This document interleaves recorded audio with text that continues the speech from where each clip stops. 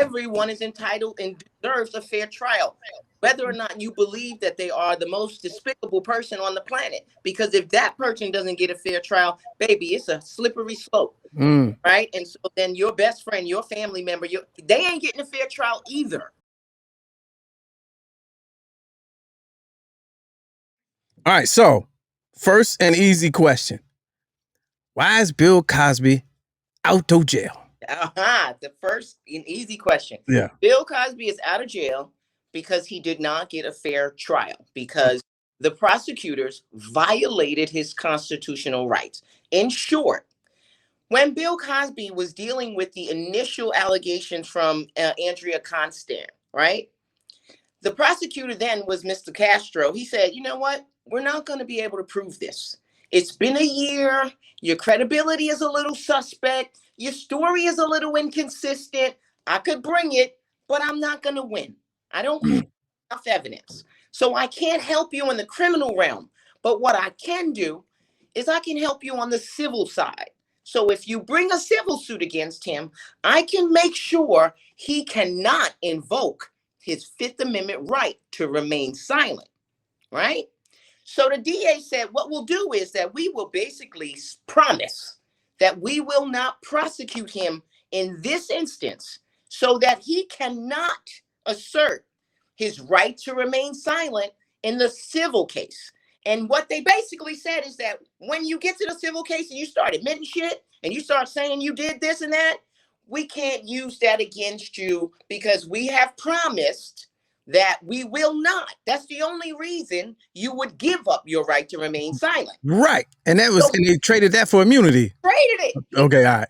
On it. And he's like, if that's the case, then yes. That's what he said. Okay. Yeah, if that's the case, then yeah, I put a little thing in the drink one time. Yes. Right. Right. Because I could pay some things. I ain't trying to be, I'm not trying to be not free. Right. Right.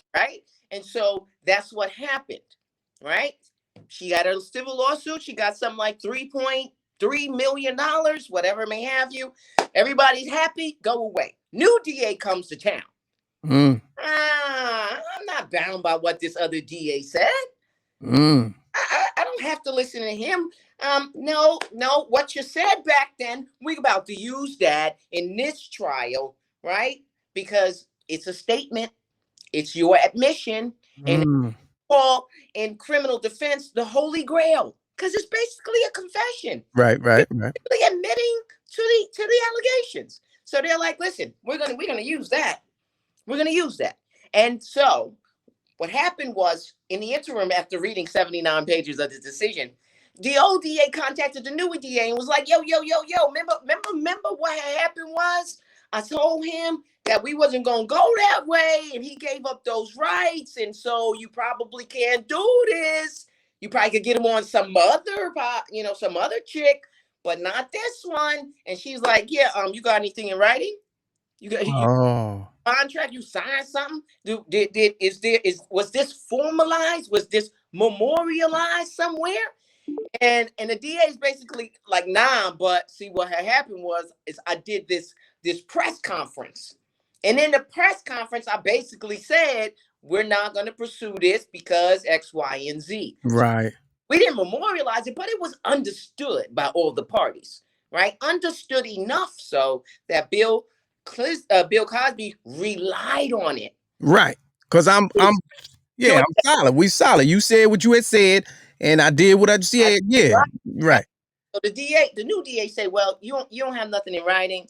And that's a press conference. That's not really an agreement that we have to be bound by. And in fact, that's not how we do it in Pennsylvania. If you want to give somebody immunity, there's a statute. You got to do that shit. You got to go before the judge and you got to get immunity conferred. There's a way we do it. You didn't do it that way, right? And so when Bill Cosby appealed after his trial to the intermediate court, the intermediate court said, the DA, he made a press conference. That's not a contractual obligation. So at that time, everybody was with the shits. Everybody was with the shits. They just was like, oh, nah, that don't mean nothing. We need to see this. We want to see this. The new DA has all these political aspirations, right? You got the Me Too movement, and you got 50 people, and you got the cover of Times, and you got CNN, and you got all of these people doing interview after interview after interview, and all this political pressure to actually get a conviction, right? So they have the first trial. What happens in the first trial? First trial hung. Right. Can't decide. And then his counsel left. The young lady. Monique. So Yes. Monique Presley at some point exited, and now I believe this disbarred. Right. Sidebar. We gotta come back to that. Or I should say indefinitely suspended. Oh. I follow her on Twitter. I ain't get none of that. I get the little wine selfies. Yeah. Baby is right there. Well, you got Google. She got suspended. She commingling funds. Oh.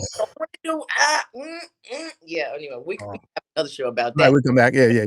Especially if you're a high-profile black lawyer, because you know they're gonna be on your ass. Yeah, absolutely. What were you thinking? What were you thinking? Right. Yeah. Right. So she stepped out of it, and they had some other lawyers. So the first trial was hung. Now there was 2 issues on this appeal. They didn't really get to, but I thought that was the more juicy issue. So the first issue was whether or not the DA's promises to Bill Cosby, whether that was enough to induce him to give up his constitutional rights, such that for them to not abide by that promise basically deprived him of his right to remain silent. Right. Okay. Right. First thing. That's the first issue. The second issue was after the hung jury, the prosecutor went back and was like, "Yo, judge, see what happened was we have these other women. We want them to be able to testify too, so we could demonstrate that this is, a pattern of conduct. This is not like a one-off. This is what he does." Right. The first trial judge was like, "Yeah, I'm gonna let you use one other person to make that establishment." Right? Hung jury. They went back on the second trial. Was like, "Yeah, can we get 5 more? 10 more? Can we get 20 more?" And the judge was like, "I'll give you 5 more." Right. So that was the second issue as to whether or not allowing those 5 other witnesses was so prejudicial. Right. That it was more prejudicial than it was probative. It was more harmful than it was to prove that this actually occurred. Right. They didn't even reach that. So what the court said, the high court now, this is the Supreme Court in Pennsylvania, right? Not the which is the equivalent of the Court of Appeals in New York, which is the court of last resort. Okay. They look back and they said, last chance if you will. Yeah. Before you go to the feds. Yeah. Right? Before you go habeas to the feds, right? Last chance court, they say, you know what? We are actually going to apply contract law, which is not uncommon. Contract law, these principles in contract law, which basically says that if someone makes you a promise and you rely on that promise to your detriment, a handshake is good enough. Right. You need some remedy, especially when the promise causes you to give up something of the magnitude of your constitutional rights. Freedom, right. Right. And so the court says we can't do that. And while it wasn't done formally the way the criminal statute says, we still recognize in contract law that you can detrimentally rely on a promise, right? And so we have to afford you a remedy for when that happens. Is throw this shit out and don't come back. So wait a minute. So to that point though, when did this new team get installed? Because like this happened, this news was they released this news like Beyonce releasing the album in the middle of the night. You'd be like, I didn't even know she was working on music. Like I didn't know this was a thing. Was this ongoing? Like we hadn't heard no inklings of he's got a team that's gonna switch it over to contract law and try to get him out on the technicality. None of that. We hear none of it. So this is all part of the appellate process. So it's been ongoing. After he lost at trial, there was an intermediate appeal. He lost that appeal, right? The intermediate court, right? So it's every state has 3 tiers: trial court, intermediate court, and then typically the Supreme Court or your Superior Court or your Court of Appeals or whatever you call it. Doesn't matter what it's called, right? So it's the highest court. So this has been going on since he was convicted. Okay, got it. His first appeal, he lost that one, right? And then he appealed that to the high court. So this court now is looking at everything that happened before it came to them. That is what happened in the intermediate court, what happened at both trials, and what happened before the trials, right? That's the agreements and the deals that were made during those civil depositions. So they looked at all of that. That's why the decision is 79 pages. So That includes the dissent. good question. Was it the same judge? I don't know. They Okay. didn't. I didn't notice if they mentioned the judge's name. But it doesn't really matter if it's the same judge because there is a record, right? There is a trial record. And so whether it's the same judge or not at the trial level, whatever happened at that other trial, the new judge, if it's a new judge, is privy to that. Right. They're privy to all of that. Now I saw your post earlier. Did you said you called this? I called it. You So you, my IG? yeah. So you called you thought in 2018 that it was a sham, it was impropriety, and he was like, it's gonna happen. It's gonna take some time, but it's gonna happen. I absolutely called it. I absolutely said he did not get a fair trial because a lot of times, we as the media, the people, we tend to think about whether or not a person is innocent or guilty, and that is never a factor when it comes to whether or not they got a fair trial. And I'm going to tell you right now, Derek Chauvin did not get a fair trial. Oh, you're like, come on with that. Right? Jeez. So when his shit gets reversed, we'll be right back here going. Oh, you don't say that. Oh, jeez. You did call that though. You said that. You did say that. Yeah. So Bill. So another question. So he can't get tried again. He can get tried for others if they come forward with some evidence. But sure. Yeah. 20 other women that they actually might have a statute of limitation that they could get in there because this is not rape. This particular incident with Ms. Content was a sexual assault case, right? Allegations were about digital penetration, and this, for those who don't understand the technical term, finger fucking. Yeah, right. Yeah. Yes. Right. So yes. Thank you. Oh, now I get it. Oh, okay, yeah, that's what he did. Oh, but right. Yeah, that have nothing to do with the IT person. Right. Digital penetration, not the IT guy. Right. So yeah. So everybody, again, Black Twitter lost their mind today. Just everybody. That point you just made, though, Ike, it's not about guilt or innocence. Right. Everybody was stuck on that, just in such a way, and it Bill, this the dirt, the scum of the earth, and blah blah blah. Yeah, but they tripped him up they sent him in on a technicality. So I mean, it's only fair, it's only fitting that he get set free on a technicality. Because I remember, of course, I didn't know how all in depth, but I do remember him getting the immunity deal. I remember that. Yeah. Because it was like a tape recording on the table, and they was like, "Well, did you?" And he was like, "Yes." And then when the trial come, they like, can we admit this as evidence? And I'm like, how? They just, only reason he said yes, because they said we wouldn't use it. Exactly. If Adis a bitch was a person. Yeah, right. So now Ike, let me ask you a question. Sure. Is one of the main reasons why one, Bill Cosby didn't speak today is because you will never catch that man publicly saying, I touched that woman, or I, did that thing. No, I think the reason he didn't speak is today is because he's 83, he's blind, deaf, and he might have been quite surprised, right? So let him. Oh wow, okay. Right, he may not remember they lost an appeal already. Yeah. So every time you appeal, the chances of success get slimmer and slimmer and slimmer, and so he may not have had a lot of hope that he was going to get out as a result of the appeal process. But maybe he thought he'd get out as a result of early release for good behavior and things of that nature, right? So he may have been surprised. He may have been. So it's just kind of like he was, in the jail cell doing some braille and writing some stand up and braille. And they said, "Hey Cosby, yes, get your stuff. You're out of here." Yeah. It's like, okay. I think he can see. I think he can see. He probably can. Yeah. I think his vision is like as bad as mine. I'm visually impaired, so right. I do that blind spectrum. Yeah, I think he had some sort of a glaucoma situation going on. Oh, you can smoke that away. You can smoke that away. No, you don't do that. You can't do that. You can smoke that away. Yeah. But how many? So he got 10 years. How many did he serve? He served almost 3. I think 3. He would have been out next year anyway, right? He was doing 3 to 10. I don't know what the calculations are in Pennsylvania. So I don't know how much of the 10 you had to do. I don't know if he got 10 flat as opposed to, determinate versus indeterminate. meaning that you have a range as opposed to a flat sentence. Okay, I keep reading 3 to 10.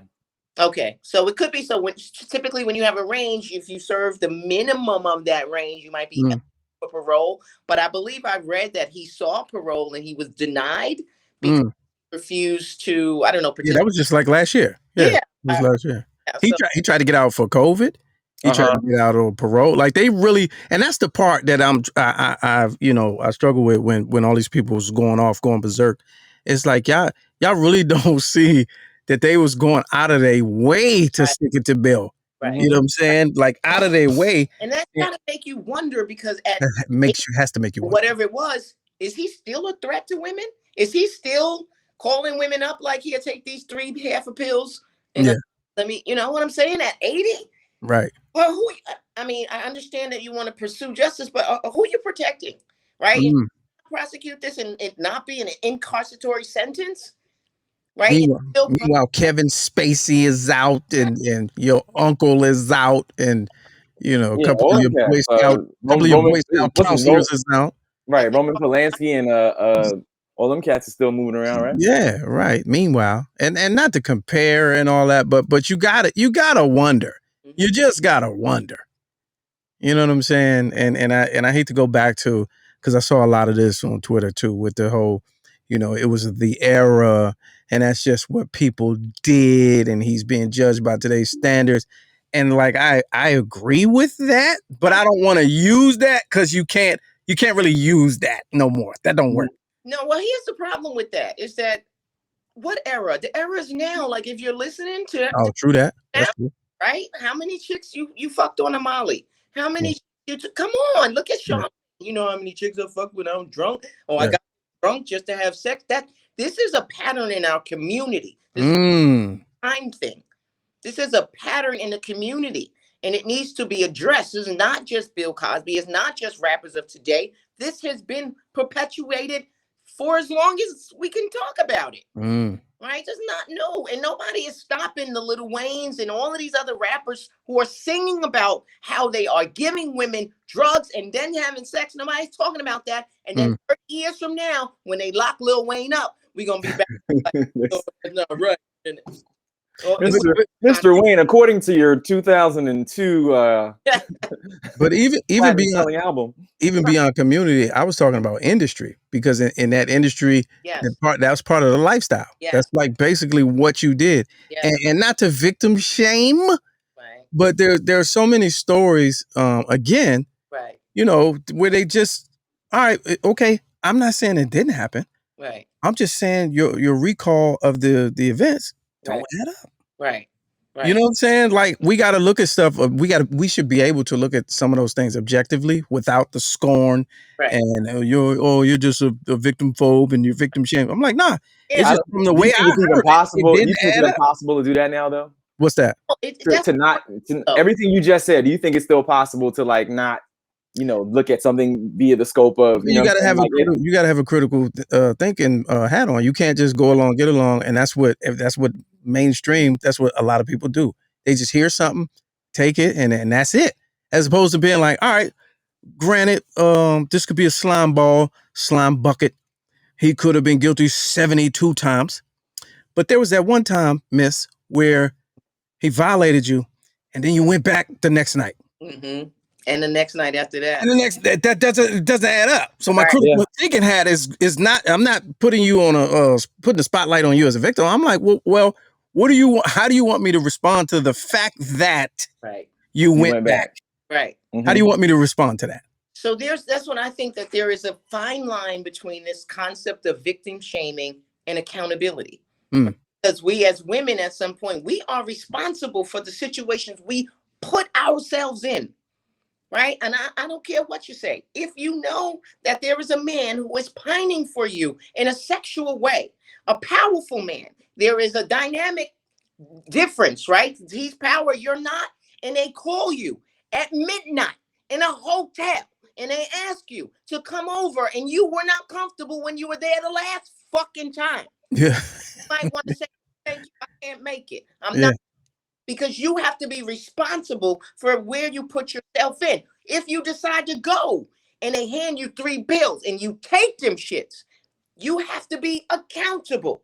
Well, if he puts them in your drink when you go to the bathroom, it's kind of hard to. Yeah. Yeah, it's kind of hard. Different. But Yeah. then You got the BYOB. You got the BYOB. exactly. Come Check on. for the bubbles. Yeah, check for the bubbles. I don't drink nothing I ain't pour. Right. I'm not. Matter of fact, you take a sip first. We're not playing that game. Okay.